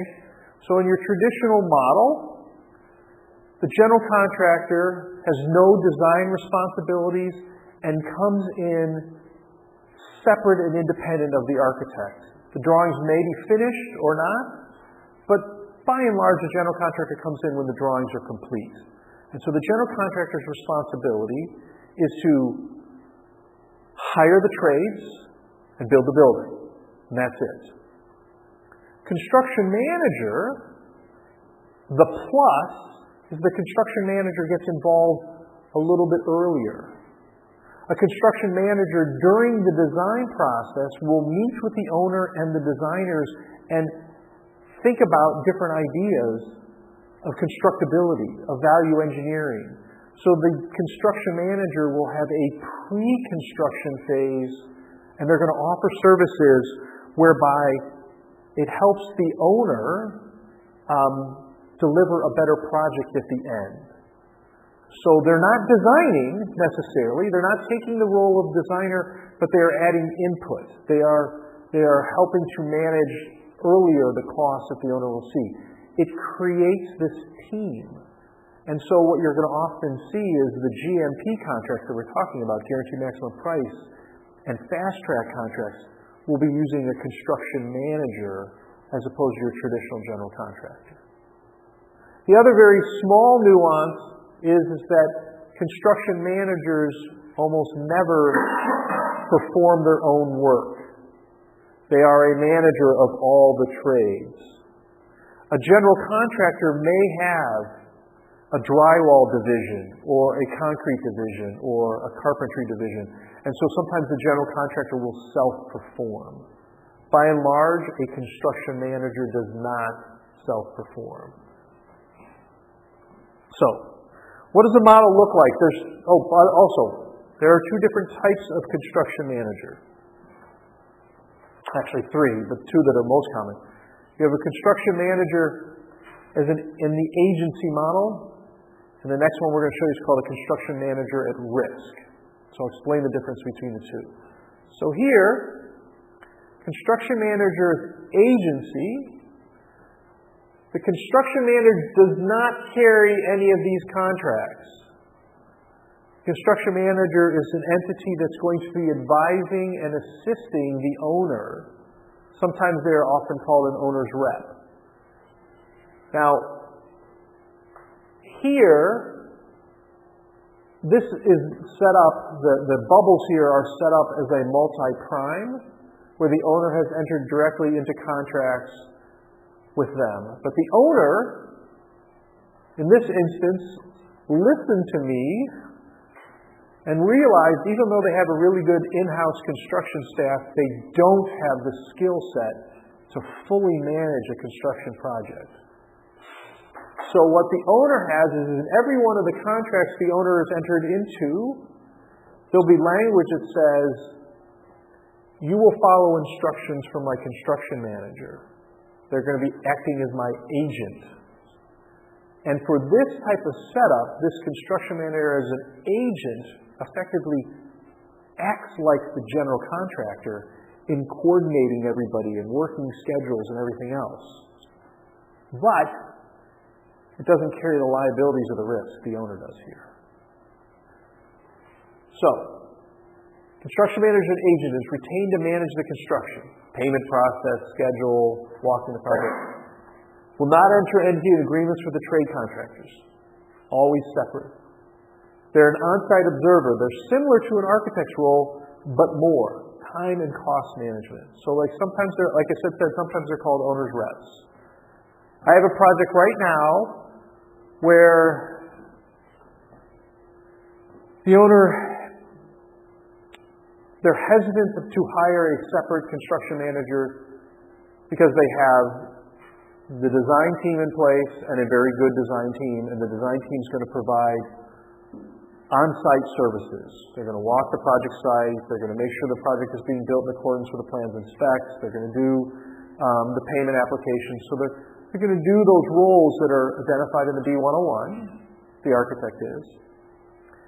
And the owner's concerned about having too many cooks, and they're concerned with upper management of hiring yet a third, because they're going to have the architect, and you're going to have a contractor, and the contractor's going to be managing schedule and budget, and architect's going to be helping with that. They're worried if they bring in a third entity, that management is going to say, why are you bringing in these additional costs? Shouldn't the architect be able to do all that work? Why do you need to bring in this construction manager as an agent or an owner's rep? My pitch to them, to the client, and we haven't gotten, the project hasn't started yet. The construction won't start for quite some time. So we have time to get to what I think is the best solution here. But the pitch is, the architect can do this stuff. But what happens if the architect screws up? Who's going to be the watchdog for the architect? If the architect had an error in its drawings or made an error in its estimate or its schedule estimates, all those things, and the contractor raises its hand and says, drawings aren't any good, this is going to cost more, and you're looking to the architect to be the contractor watchdog, by nature, the architect's going to be like, my drawings were fine. It's the contractor. And that may not be true. So this construction manager as an agent, its role, while in this image doesn't have the architect, its role also is to be the watchdog for the architect, to make sure that the project has been handled properly. It's your neutral. So that's one type of construction manager as an agent. Any questions on that? Did I go too far? Okay. The next most common is construction manager at risk. Now, the construction manager at risk is kind of like the triangle again. But in here, as I said, they act like a general contractor, but they're involved earlier. So you have your owner on one side, you have your architecture and design team, and on the other side you have your construction team. And your construction manager at risk, meaning they are carrying the liability. When it's a construction manager as an agent, that CM is not in agreement with any of the trades, but a construction manager at risk is.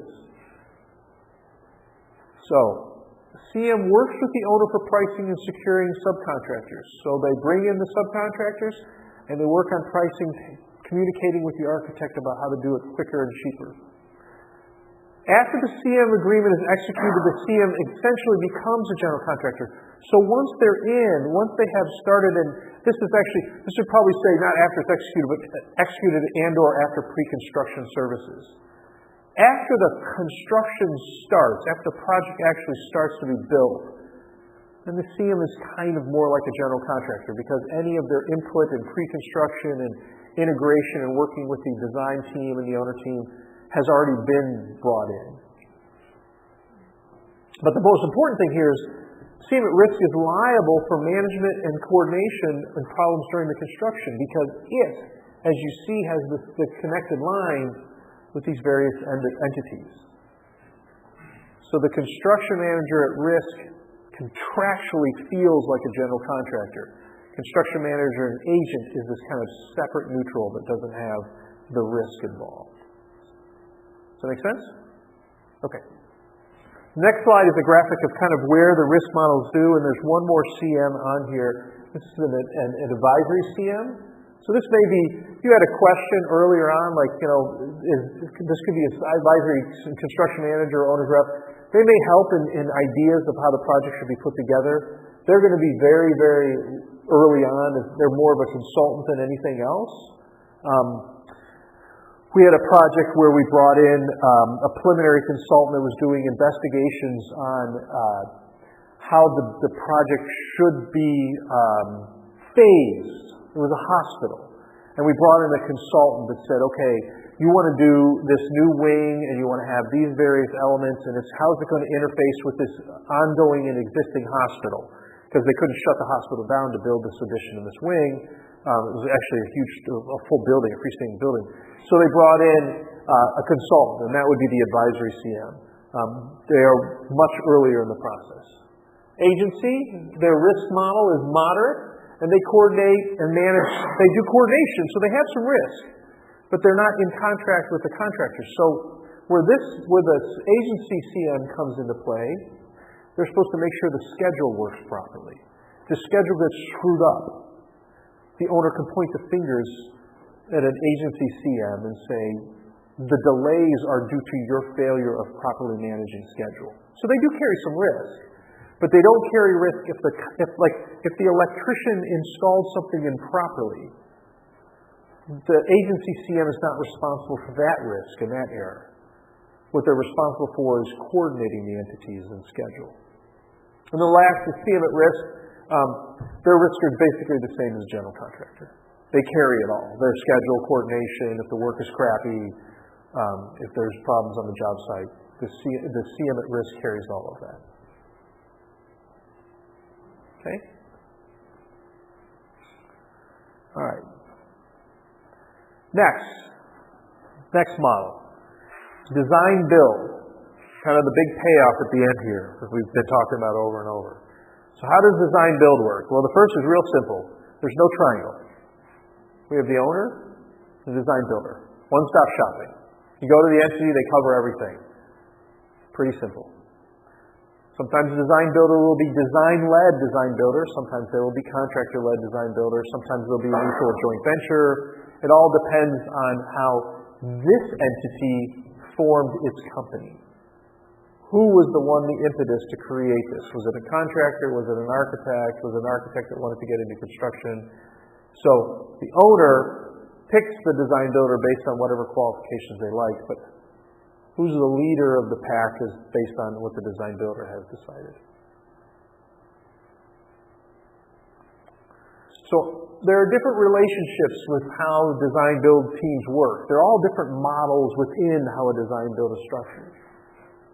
So you have an integrated company. That's a company that they are out there specifically to do design build. That's what they do. You're going to find this a lot in residential.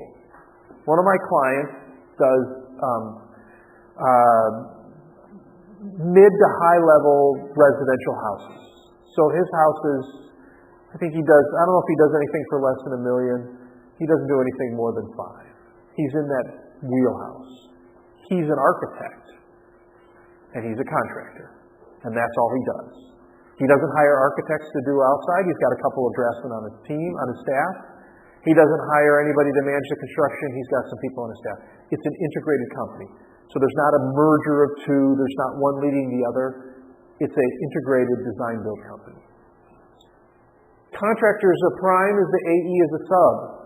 That's where you're going to have, say, Turner Construction, and they want to go out and they want to build. They're going to be in the design build competition for a new baseball stadium. Well, they're going to go up and they're going to call HOK. HOK, one of the best designers in the country for doing sports facilities. And they're going to say, Turner's going to say to HOK, hey, the Cleveland Indians are going to be doing a new baseball stadium. We want to get this bid. How about we join together? We'll be the lead and we're going to hire you. We're not going to be a joint venture. You're going to be hired by us, but we're going to be presenting as the Turner HOK team. Contractor is prime. AE is sub. Next. Engineer. Architect engineer. Sorry. Because sometimes you're going to have a design build competition that it's not going to be for architecture. It's going to be for like a process facility or something where the prime is going to be an engineer, like a Jacobs Engineering. They don't do architecture, they do engineering. And for those types of projects, like if Jacobs is the lead engineer, they may actually, let's say it's a process facility, but there's going to have to be the front office. Well, Jacobs may actually hire an architect even underneath them to design the architecture part, but the majority of the project is engineering. So, okay. AE is prime, contractors is sub. HOK comes to Gilbane and says, hey, I want to get in on the new Fort of Marlin Stadium or whatever it might be. And HOK is the lead. And they are the ones and says, we are going to hire Gilbane, not a joint venture, not an LLC at the same level. Gilbane, the contractor, is underneath us. You are going to find between the split between AE prime and contractor prime, it's about 70 to 80% contractor prime. And the reason there's two. Number one, the bulk of the work on any project is the construction. So, of course, the contractors feel more comfortable doing that. Number two, the bulk of the risk, because the construction is the bulk of the work, is on the construction aspect of it. So the companies that need to carry that risk have to have the capital. Construction firms are traditionally worth significantly more and can carry more capital risks than an architecture firm. But you do get architectural firms like HOK and others that say, we're big, we're national, we can carry risk, and so we're going to be the lead. And it's nice. I like it when an AE is lead because the design is thought forward. It's not thinking about how can I build this the most cheaply. It's how can we work with our contracting entity and build the best facility. Next model. AE is prime, multiple trade subs retained. So this is kind of like, instead of hiring a Gilbane, I kind of multi-prime it out. So it's like one of those other bubble diagrams. But the AE is prime. Design builder prime, that's my guy that builds the $1 to $5 million house. They're the prime. They're going to enter into a contract with you. But maybe as the part of that project, the owner says, you know what? I want in my $5 million house a really cool room that's for an aquarium. I want a 600-gallon tank and a facility and a structure and a living reef and all this other stuff. Something special. Well, my guy can't design that, so he's going to hire a specialty AE and contractor. So that's how this company is going to be. So it's a multiple integrated company. They may hire specialty people for specialty work. Sometimes you'll find this in restaurants or hotels where there's an element that's specialty.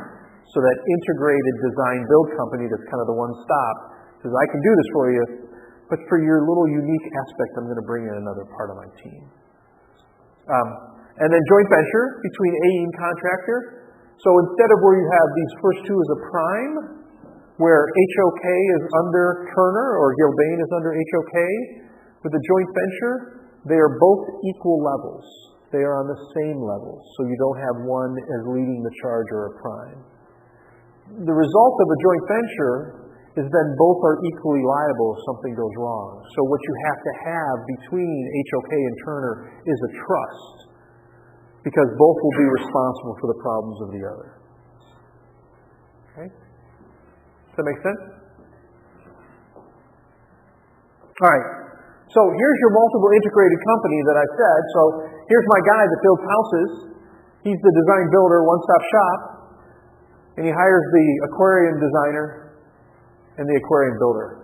You guys seen those guys? I don't know if it's, or maybe like my kids, they love watching DIY. You guys watch DIY or any of those HTGs? They love, what's his name, the Pool Kings? Have you seen this guy? So he builds these massive pools. They are huge with these waterfalls and everything else. And these things are like $4 and $5 million. These amazing. So my kids love the Pool Kings. So my guy, my design builder, would build you the $5 million house and hire the Pool Kings to design and build it. So that's how that would work. And that multi-integrated. You got to check it out sometime, the Pool Kings. And there's an aquarium one. I can't remember the name of that company.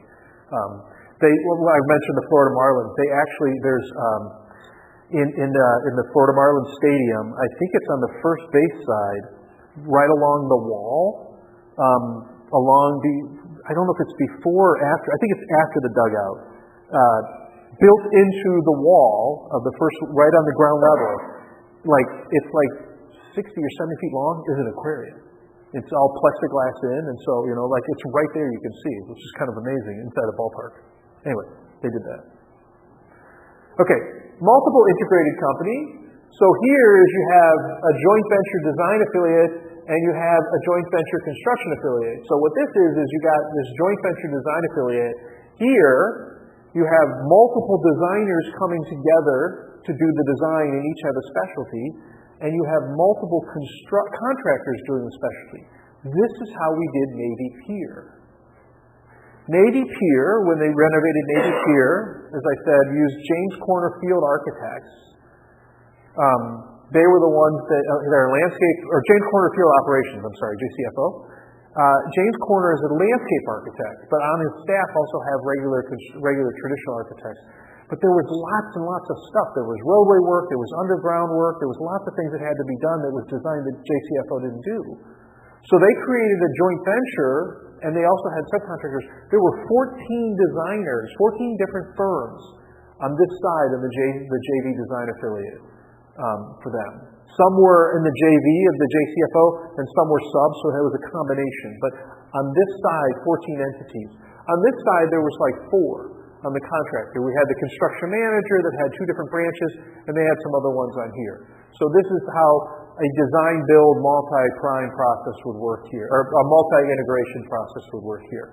There also is a connection, you can see here, between the 2 joint venture affiliates. That connection allows for the integration of the design-build portion, that they can communicate back and forth, as opposed to I'm a separate contractor and I'm a separate design branch. For Navy Pier, while we had these multiple here, we didn't have this connection here, which became a problem later on. There was a separation between that. Okay. Advantages of design build. Speed of project delivery. As you saw that fast tracking, it shrinks everything down. Owner can look to design builder for single point responsibility. I only need to go to one entity. I don't need to go to a contractor, an architect. They don't fight with each other. They just go to you. Problem, you fix it. Obtain cost certainty earlier with better results. Because the contractor and the designer are working together, they can figure out what it's going to cost faster. Better communication of design intent from the design arm to the constructing arm.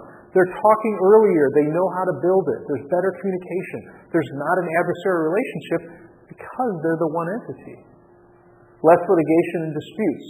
There's not going to be contractor pointing at architect pointing back and figuring out otherwise. You're going to have less disputes, less fights and litigation when you have a design build. The flip side also is if there is litigation, the owner with the single point responsibility only has to sue one entity, only has to go after one.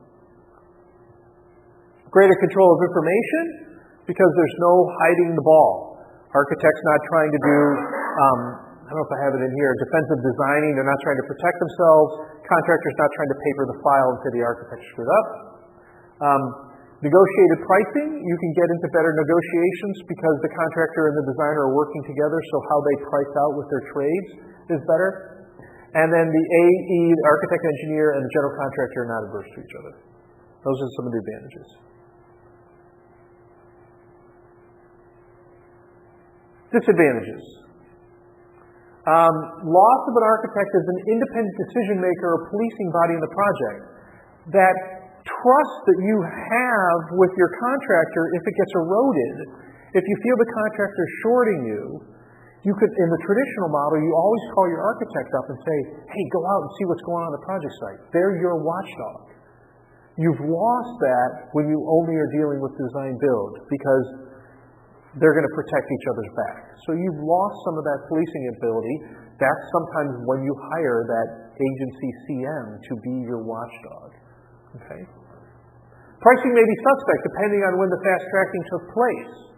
If the bids come in too early and the contractor bids or the design build comes in before the program is really fleshed out, then you're not quite sure. So getting the price certainty early is a benefit, but sometimes price certainty may not be as clear as what you want. So the price certainty, it depends on where it goes. Sometimes it's good, sometimes it's bad.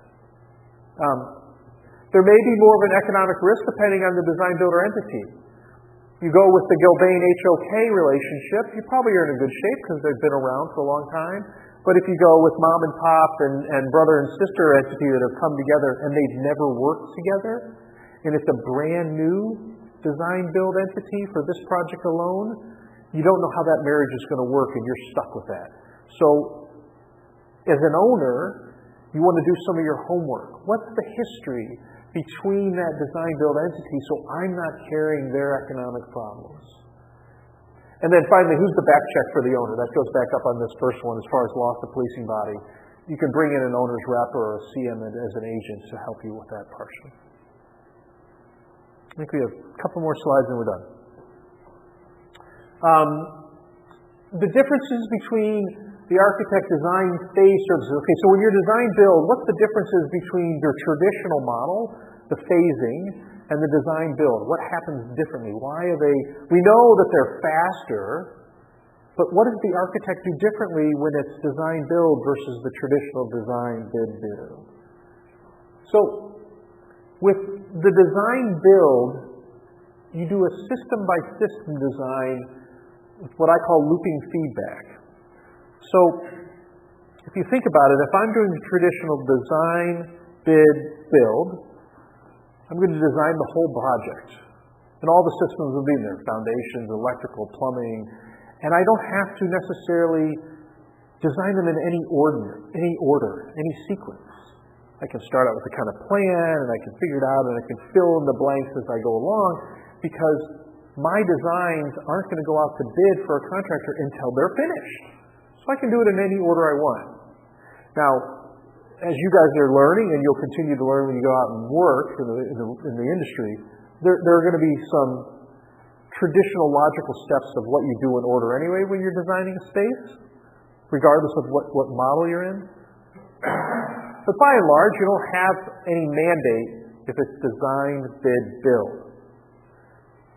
If you're in design build, the whole point is to get it done faster and quicker. So you need to design foundation, excavation, and steel first, then plumbing, then electrical or carpentry. However, the sequencing is now mandated by how the project is going to be built. So you have the system so you design it by system instead of by the entire project. But the looping feedback, what I call here, is the communication of your construction arm giving you feedback. Okay, that looks good, your design makes sense, but have you tried this? So, the systems are designed semi-independently. I mean, they have some integration, but you have to make sure that the packages are delivered. And each system is constantly modified by feedback from the construction team, this looping feedback. That makes the project constructability better, which brings down costs, which gives more certainty to the owner. So that's one of the things. That's the difference. You don't have any looping feedback with the traditional method. You just get the complaints later on. You didn't draw it. Here's another thing that's different. Informal communications between contractor and design arms eliminate the need for defensive detailing, which means you don't have to, on the design side, over-detail. If you got a window detail and a door detail, and you have done this over and over and over with your constructing partner, you don't have to draw it in detail. You don't have to make your drawings so verbose, because your contracting team knows how to build it, number one, and if they have questions, they're going to come back to you. So I'm not to say that the drawings are less complete, because they have to meet a minimum standard anyway, but there's not this, what, like I said, defensive detailing. You don't have to worry about protecting yourself by over-designing or over-drawing so that the contractor is back there to complain. Greater incentive to explore alternate design concepts. You know, even though this is an integrated company or a partnership or a joint venture, you're still going to have your contracting branch and your creative branch, your design branch. And so sometimes, as we all know on the creative side, we have these kind of wild ideas. And the contractor's like, are you freaking kidding me? We can't build this. So there's this communication, though. But the contractor may be more readily exploring an alternative design to give the solution of the creative branch because they know how to build stuff. And so you get these different solutions, which is kind of a nice thing. And the benefit of that, the owner benefits from that. Better price, more creative, different ideas. So that's a nice thing too.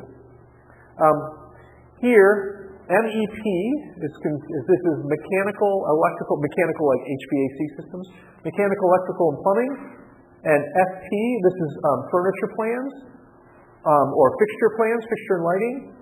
These are only going to be schematic. You don't have to get into the detailed drawings. You don't have to get your detailed design engineer, because if you think about it, the electrical is going to have the electrical subcontractor do its shop drawings, but they're all in the same house. So this is really going to be help streamline your drawings, make things go faster. All of these translate into speed, and time is money in construction. So these are all different, and different than how the process works for you as a traditional. Last slide of differences, and then we're done. There's greater than usual pricing constraints and price inputs. That's another difference. So when you have in your traditional model, what happens is the design is specific, and it says you can only use in this one bandwidth. There's going to be actually specifications that the architect draws that says contractor can only bid this or equal, and then there's a definition of what's equal. And so the contractor is limited to who they can go out and bid this brick or this type of concrete or this type of whatever it is. So the contractor in the traditional model is restricted than when they're in this design build. In the design build, they can work with each other to figure out what solves the program and the owner's problem without the constraints. The out-of-sequence provision of design details to meet the contractor's need how to sequence provision of design details to meet contractors' need to price projects. Oh, so in the traditional in the design traditional model, sometimes packages will come out of sequence as the architect finishes things up. Here, you have to design in sequence because you're sending those out to bid as the project is going to be built. So the need for pricing the project requires you to design in sequence, as opposed to how it might be with your normal traditional method, which would be designing necessarily out of sequence. And then there's going to be in the design build process here, there's going to be a heavy usual reliance on performance specs. A performance spec says it will perform to the standard. It's not going to detail it. So, there's going to be, instead of detailing the size of the ductwork and the size of the furnace and all this other stuff, it's going to say there needs to be an air return rate of so many cubic feet of air per minute. That's the performance spec that's going to be designed, and the contractor can then work with it to try to figure out what ultimately will be the actual duct size or the furnace size, and that happens simultaneously. So you can do performance specs in your design build, whereas if it's traditional, the architect has to say, you want to use this and this and this. Okay? Any questions? So with the point about you don't need to do tons of detailing or anything. Yes. If something is messed up, it's liable. Well, see, as far as the owner's concerned, the design builder. And what happens is the owner, as a single entity. Now, what sometimes happens, and this depends on if there's a prime or other prime. So let's say you have the Turner prime and HOK is a subcontractor. If HOK screws up the design, the owner's not in a contract with HOK. The owner's in contract with Turner. But Turner, in the contract between owner and Turner has provisions that says, I, Turner, will make sure that the designs are correct. So even though HOK is a subcontractor, owner sues Turner for failure to properly design. And then Turner sues HOK. So you only worry about going one person. But on the HOK side and the Turner side, they are able to fight it out between themselves, whether it's a prime and a sub relationship or a joint venture. Whatever their agreement says between each other will delineate how they fight and how they carry those liabilities. But as far as the owner's concerned, they just look to the design build prime as a one-stop shop. So, yeah. And you're going to find, like, I have a big project right now where it is contractor-led. The architect is and all the architect subcontractors are all subs. But we are very clear as to the responsibilities of this prime entity. It's a LLC that they have created for this project. And so the LLC is carrying all the risk and the weight. So, anybody else? Okay, next week is, I think, economics of construction. That's actually even shorter. It should be less than 2 hours for next week, and then you guys will break, and then we'll do the school, and then we'll get back. All right? Thank you.